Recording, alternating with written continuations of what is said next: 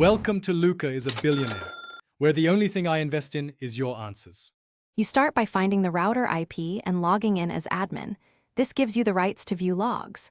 Once done, open a browser and enter the IP, then authenticate.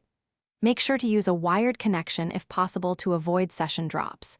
If your router uses a cloud account, you may need those credentials instead.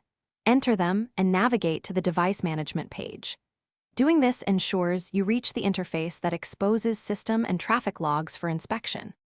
Once inside the admin UI, find the Logs or System Status section. Menu names vary by vendor. You should enable appropriate logging levels, info for general events, warning and error for issues, so you capture the right detail. Make sure retention is long enough to cover incidents, and if you expect high volume, configure a remote syslog server so logs don't overwrite. Changing filters and time ranges helps narrow output.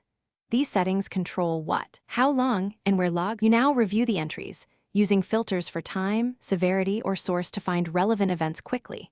When you find what you need, export logs as a text or CSV file, or verify they arrive at your syslog collector for deeper analysis.